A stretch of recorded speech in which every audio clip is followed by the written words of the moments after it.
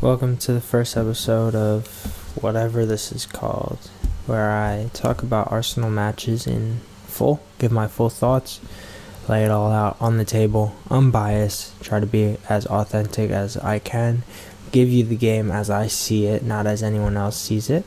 So I'll be raw and unfiltered and potentially biased because I am an Arsenal fan, but I'll try my best to see things fairly because I feel like in this day and age, a lot of people don't see things fairly. In the media, they see things from an entertainment perspective, so they may give a little bit more of a edgy take. I'm just going to say it how I believe it is, and I'm just trying to tell the truth.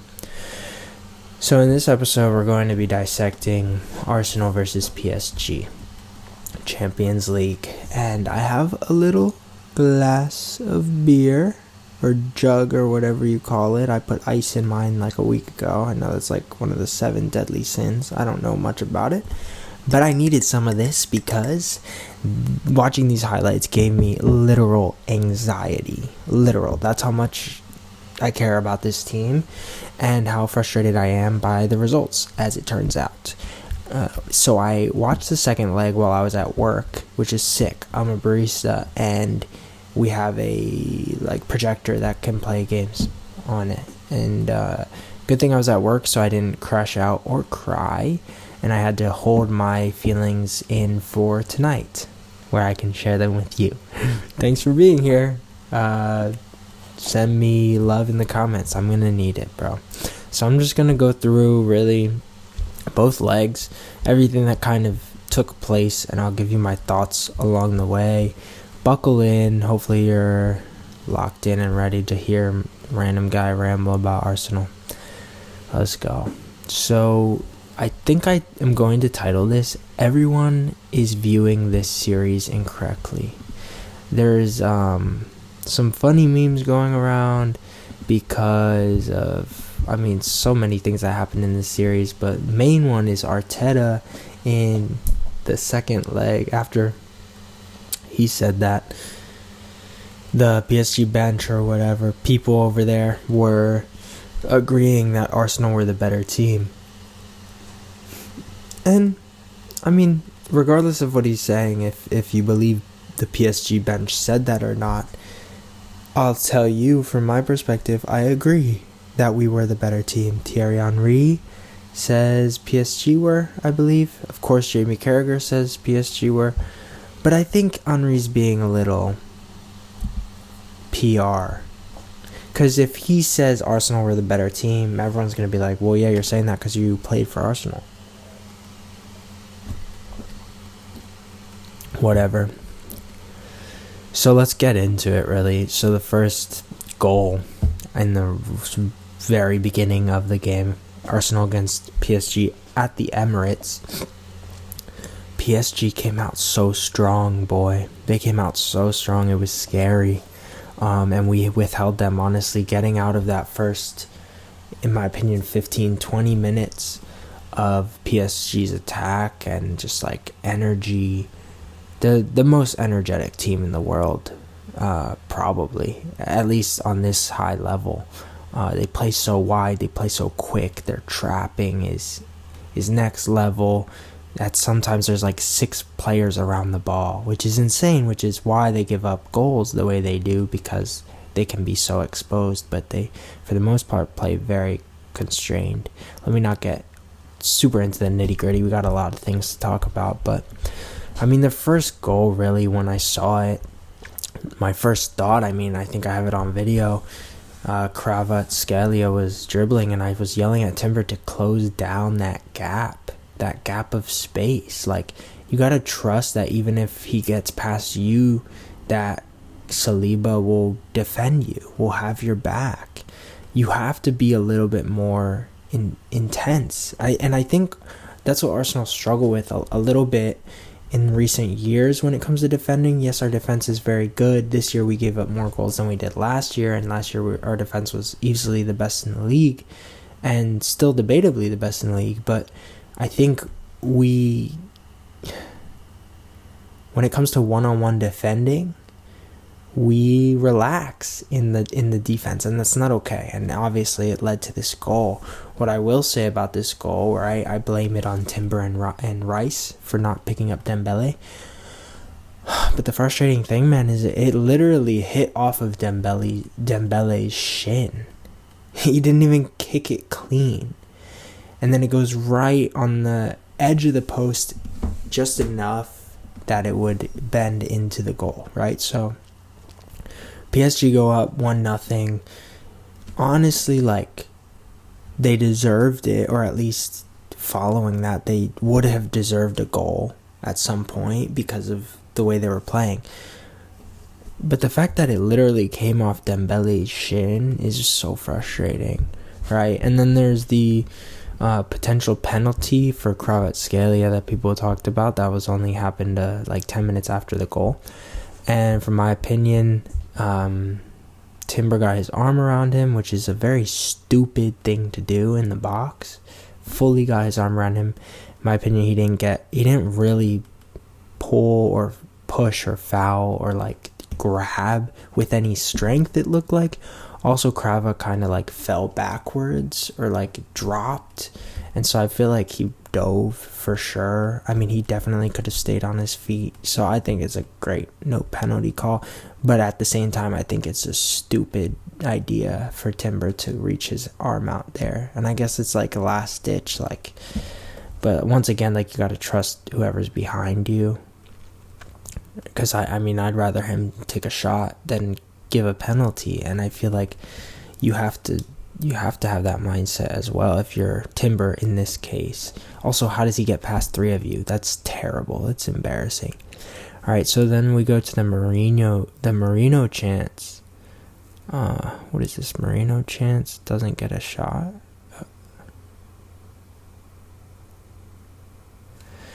Well, the next one is a great save by Raya Doué. I think he cuts it. He looks like he's going to the right side, and then he pulls it back, and Raya makes a good reflex save to his right. And what I really want to get across in this video is just how good Arsenal played. So I'll point out like all the main moments and give you my thoughts. Like I said, that was that's a fairly routine save by Raya. The thing about like nitpicking and explaining moments in games is you can't really nitpick everything, because if you really wanted to, you can just change the whole scenario of every situation and be like, well, if he had put it like in the top corner here instead of the left side of the goal. But I'm really trying to be like as detailed as I can be in explaining my thoughts, and yeah, like, you can make an excuse for anything, and that's not necessarily what I'm trying to do, but I do believe Arsenal were the better team. And also, we've been getting hate. I think Jamie Carragher said something like, someone said, probably Arteta, that we were the best team in the competition this year, and Jamie was like, that's almost like that was so far from the truth, as if we aren't easily a top 3 team in the whole competition this year. And so just his response to that was so ignorant, because I'm like, okay, maybe we're not the best, but we're up there, so why are you reacting so disgustingly to that statement? So I'm here to like actually explain to you, PSG were probably the best team we've played all year, but we deserved to go through. We deserved in both legs to get at least a point, at least a draw in one of these 2 games. At least a win in one of these 2 games. We had more shots across both legs, had not more possession, but I don't know, bro. We had more shots for sure. Not necessarily on target, which is a very important factor. Which is our fault, our issue, and we take responsibility for that. I think a key point is people have been saying that Arteta out now. Some people are saying, of course. And I think a few Arsenal fans have been saying like, yeah, like Arteta you can blame him, but at a certain point you do have to blame the players for not doing their job, for not putting it in the back of the net. And I think this is a case where Arteta got us to the Champions League. Arteta has taken us this far. I've never seen Arsenal get this far in the Champions League. I became a fan around 2015. And so at a certain point, you can't blame the tactics. You have to take responsibility as the players. Like, I think we love our players so much, especially Saka, Martinelli, guys who come up through the academy who are just they bleed Arsenal, but they have to be held responsible. And we'll get to that at a certain point, like Saka missing the easiest chance he'll ever have in his career, and he misses it. So, but let me continue. I wrote here, Marino chance doesn't get a shot. I am not sure what that means. Dang. I wish I knew what that meant. I forget.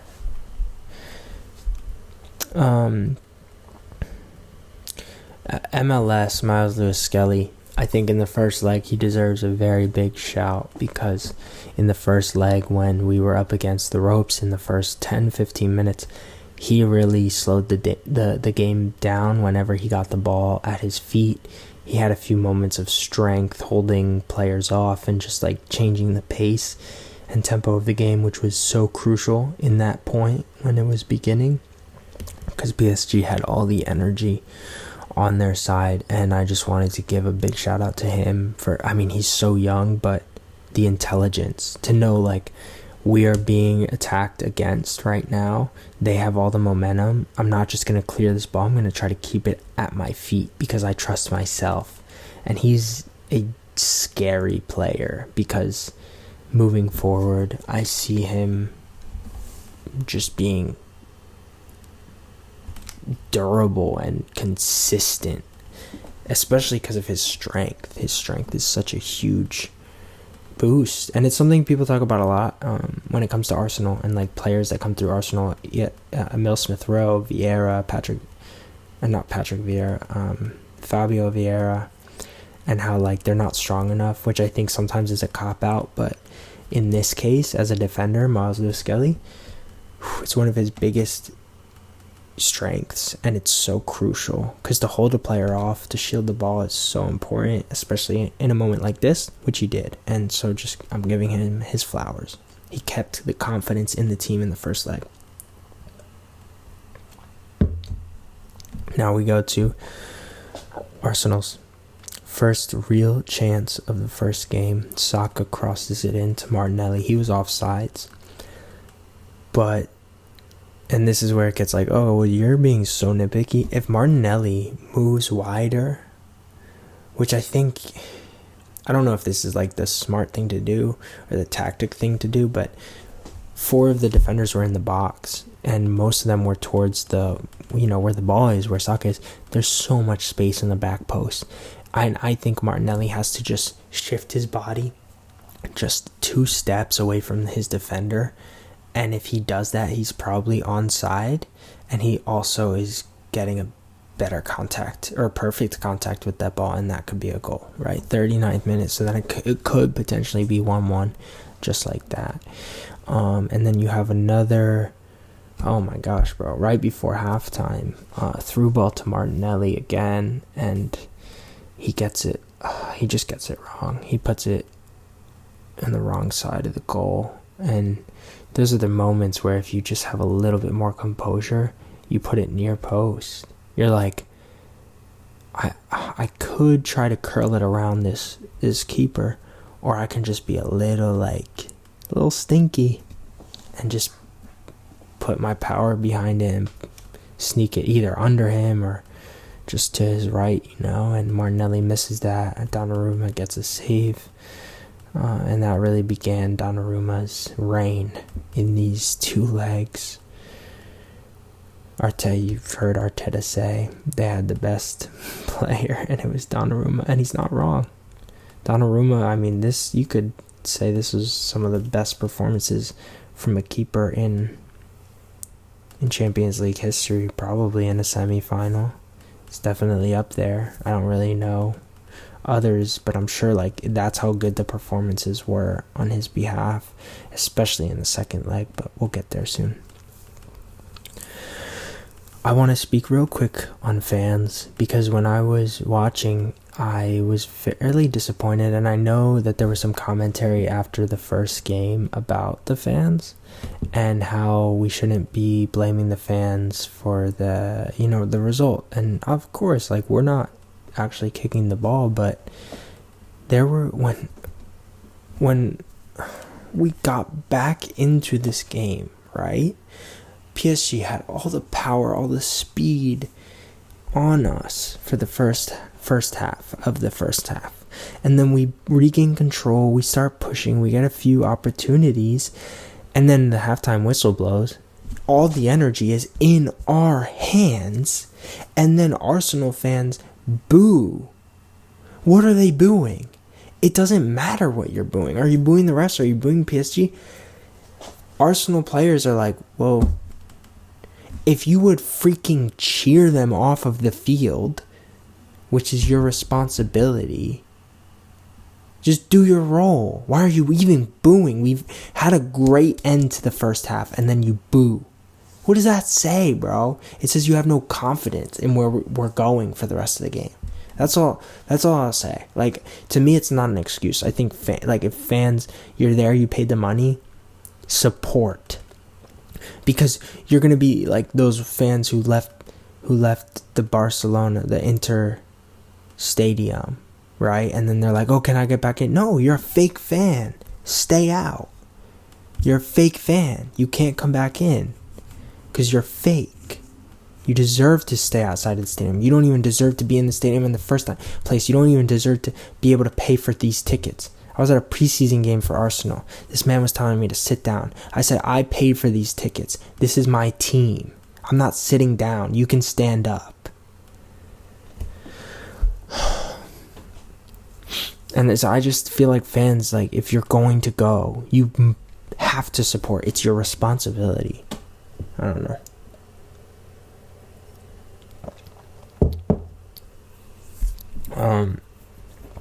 Yeah, and then Marino scores a goal, and it's offside.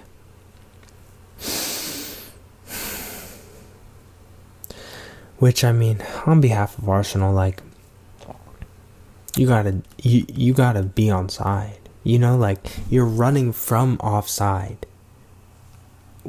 How do you not, how do you not get behind a defender and then push? Like, that's just on you, genuinely. That's on the team at that point. Like, that's on the players not executing because they scored, but they're not onside. Come on, bro. You got to do better. And then Donnarumma saves Trossard's shot with his fingertips. Barely, brother. Donna is a crazy keeper, and he just got Trossard, and it wasn't even a good shot by Trossard too. If Trossard gets real contact on that ball, I'm assuming that's a goal, because the pace would beat Donnarumma's fingertips. But he doesn't get full power behind it, Trossard, and so Donnarumma gets another actually incredible save, regardless of the shot. It's still, because it was so far away and he barely got to it, and he saved it, right? And that was pretty much it. After that, I think PSG had a few opportunities, some offside. Yeah, nothing much else towards the end of that game. But I do want to note as well, like, on behalf of the fans, I think we were very negative after this game, and there was no reason to be, because we did play well. We only gave up one goal, which means we only need one goal, which we only need anyway, regardless of if they score or not. We have to score at some point, right? So it's almost like 0-0 in a way. And I just think the fans lost it. And I kind of did too, like, going into the second leg, which we'll get to in a minute here. I mean, also I was working, so I kind of wasn't really in the right headspace, but I was nervous. I was shaking like a dog, genuinely. Like, I was actually, like, physically, like, shaking for the first half. Like, I was nervous. This is the biggest game I've ever seen on, like, I was shaking and I was staring at a screen, bro. Like, I need help, probably. This might be my addiction, but I didn't think we were going to win, to be honest. My friend asked me my prediction. I said 2-1 Arsenal. But it wasn't necessarily my prediction. It was like my hope, which everyone was really saying. If you hear people on AFTV give their predictions, they're like, 2-1, 1-0, whatever, like, we'll go to overtime. But most of them afterwards, they were like, but by the way, this is my hope. This isn't my prediction. But yeah, like, I assumed PSG would score because there's BS. Credit the ref in game 1. I think he was pretty good. I think there may have been a few yellow cards that he gave out, which were very, actually, like, stupid. So stupid. Let's see. Yellow cards. I want to know who got yellow cards in the first game. Trossard got a yellow card and Saka got a yellow card. I don't remember the incidences, really. That also, the first leg was definitely more aggressive, intense. As you see by the fouls as well, 15 fouls apiece. In the second leg, we had 11 fouls apiece, which is still, a good amount, but definitely less. And yellow cards, there were some yellow cards in this game. There were a lot. Oh my gosh, there were 5. Okay, bro, I don't even want to get started on yellow cards, but I will, because the yellow card to Rice in the 26th minute, I'll get to it. I'll just save it for later. Let's get started in the second leg. So, I was so very impressed. Not really in the moment, but looking back on how we began the game. Because we began the game like PSG began the game against us. And that is so inspiring for a team so young, for this to be the first time in the semifinal of the Champions League in like 16 years, I think. Incredible job by Arteta to set us up like that and to give us the confidence and the ability, because I think we have a game plan and we typically stick to it, and coming out sharp and strong and pushing it and long throw-ins from Thomas Partey and just a bunch of crosses in open play. You don't see that a ton from Arsenal. So I was very proud of the team. And and I also think we started stronger against PSG than they even did against us. And I could see it, like, even when it started, I noticed the body language of PSG, and they looked nervous. A lot of them looked tense, and Arsenal did not look tense. But the thing is about soccer is you have to get a goal, or else none of it matters. And it's so frustrating, but it's the reality. And so anyway, and then, speaking on the great start, we should have scored 3 goals in 10 minutes. We not only could have, we should have, because there were clear-cut chances. Rice, header wide in 3 minutes. Martinelli, point blank, lands at his feet. If he puts it literally anywhere other than wherever Donnarumma is standing, it's a goal, because it's so close. It's like around the 6. He kicks it right into his shin. And then Odegaard takes a shot, and Donnarumma, he literally doesn't see the ball until it's halfway to him, and he keeps eye contact with it the whole time. Just an insane keeper.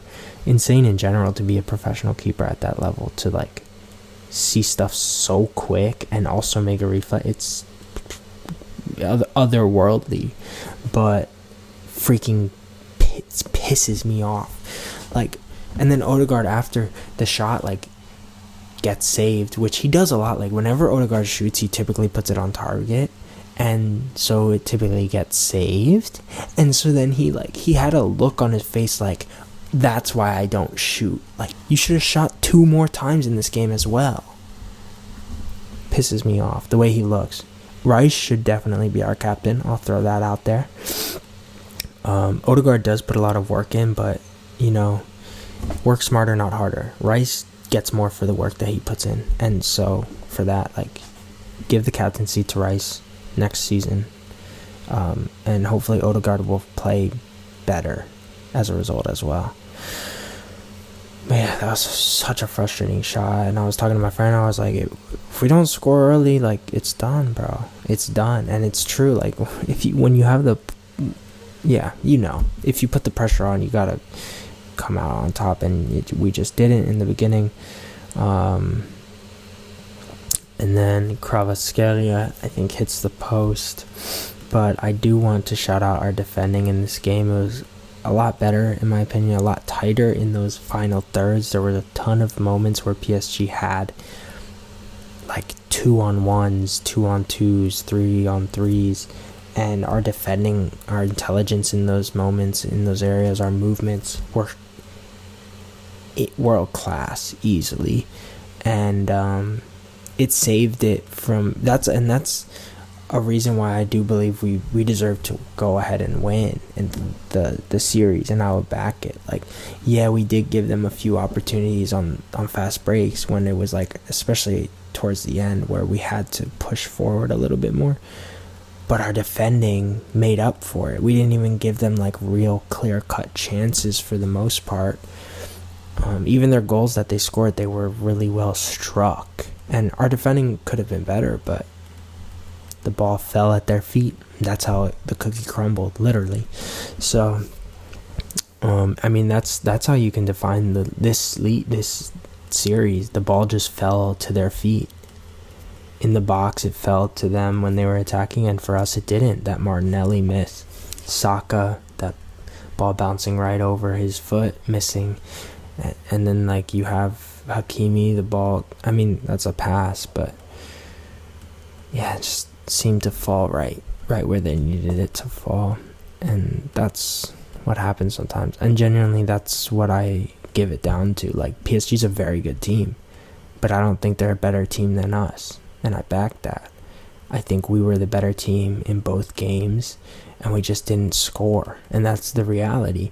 The reality is we need a better striker, we need better strikers, and also the ref in leg 2 is trash, horrendous as well, which is also not foreign to Arsenal. So there's really nothing new. This is just a culmination of the season. The world of football wanted to show Arsenal fans exactly what they've been experiencing the whole season. Thank you so much, FIFA. We appreciate it, because we do have short memories.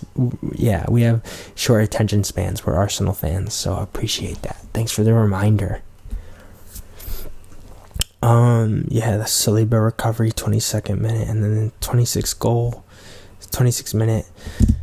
Fabian Ruiz, guess what? He scores his first ever Champions League goal. Great time to have it, mate. You didn't really need to, but congrats.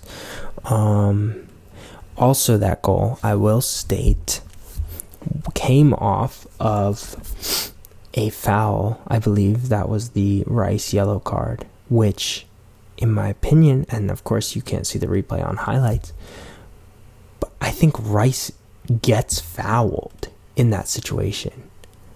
From what I saw, it looked like Rice had possession of the ball, and then he took a step, and then I don't know who came in, but a PSG player came in and leaned into Rice, and then Rice falls, and then the PSG player falls, and then they call a foul on Rice and give him a yellow card.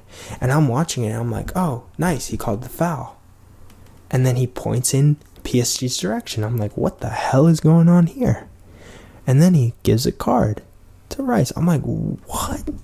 Even if it is a foul, which I don't believe it is, it's not a yellow as well. Even if it is a foul, it's not a yellow card foul. And then they score off of that. And these moments matter. These details matter. The calls of the refs matter. The passes matter. Being onside matters. Hitting the post matters. I think,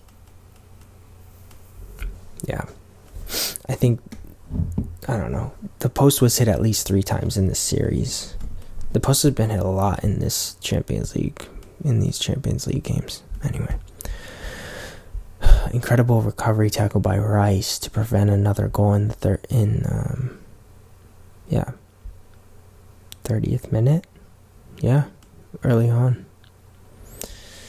And in the 64th minute, we have Donnarumma making probably one of the best saves he's ever made on Saka's shot, which is going top bins, and sadly never makes it there because of Donnarumma. Okay, and then there's a moment, right? 64th minute, potential penalty for Arsenal because Saka gets tripped in the box. I'm having a conversation with my coworker who doesn't watch soccer consistently, but he knows, right? And so I'm like, oh, that could be a penalty. And then he says, well, he's not facing the goal, which is like valid. The ball is also kind of left. And so I'm like, yeah, that's valid. Like, if they don't give us the penalty, that's fine. They don't even replay it. They don't even take it to VAR. Instead, there's a handball on Miles Lewis Skelly. I'm waiting for them to call it to send the ref to VAR. And then they finally do. And then they give a penalty to PSG. I was so bamboozled. I've never used that word. I was like, you're not only going to disregard this moment, which is crucial, because if you had actually regarded that moment, this moment doesn't matter. And guess what? Ball doesn't freaking lie. And he missed the penalty. Why? Because they didn't deserve the penalty. Also, the penalty that they gave them is such a trash penalty to give as well. Because Lewis Skelly's arm, it's extended behind his body. It's in line with his body. The commentator said that the referee looked almost apologetic giving the penalty. So don't give the penalty.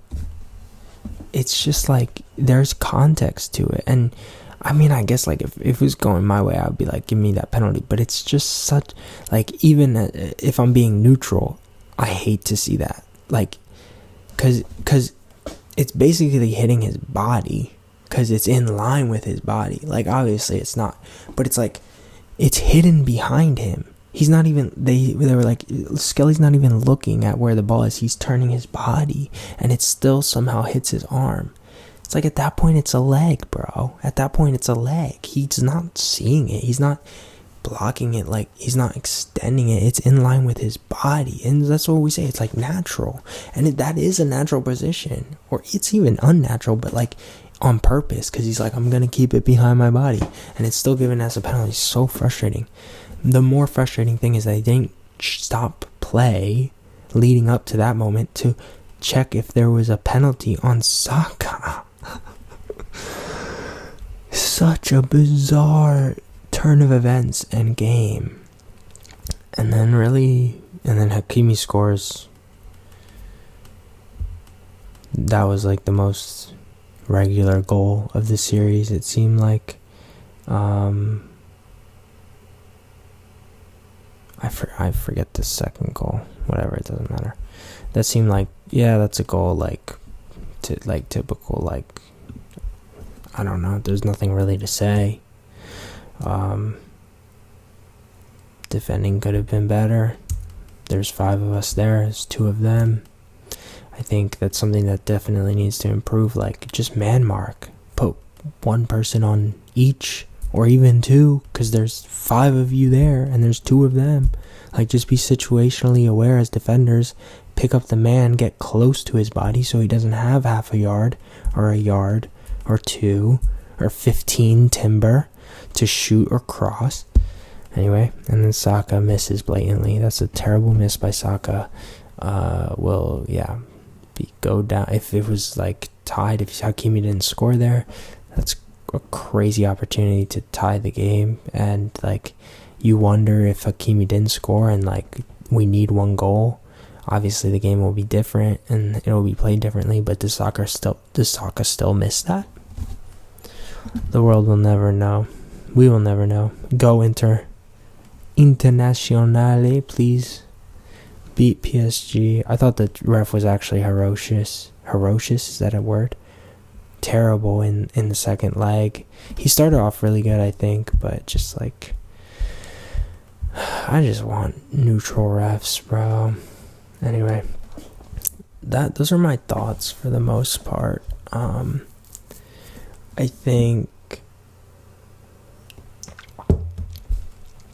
do think Arsenal deserve to go through, and a lot of people will disagree, even Arsenal fans.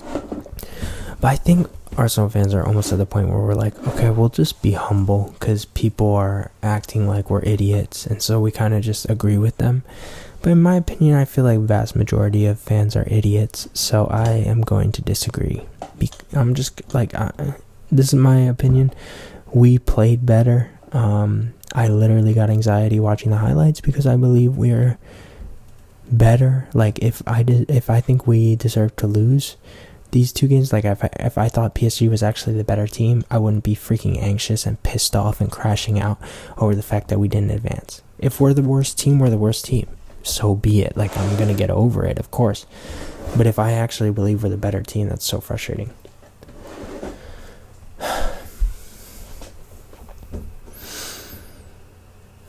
I think that's it. I definitely have more thoughts, but this was enjoyable for me to get out there. Thank you for listening. If you listened all the way through, I really appreciate it. Send me a DM. I'll literally like buy you a coffee or something, because I really appreciate that. And let me know your thoughts. Let me know, whatever you want to talk about. Let's have a conversation in the comments. If you think PSG deserve to go through, don't comment because you're wrong. You can comment, but comment like reasonably. I hate when I troll people on comments, and I'm trying to not do that anymore. But like, when you actually say something in a comment, or just in reality, like, back it up with something. Like, give a fact, give a reality. Don't just say something so like extreme with no context. You can say extreme things, but add context. Even if it's fake news, like, at least you're trying. At least you're trying to put context. Like, you might be citing the wrong sources, but at least you're citing sources and not just speaking nonsense. Once again, thank you for listening. Have a great rest of your day. God bless you. And do what you love and let it kill you.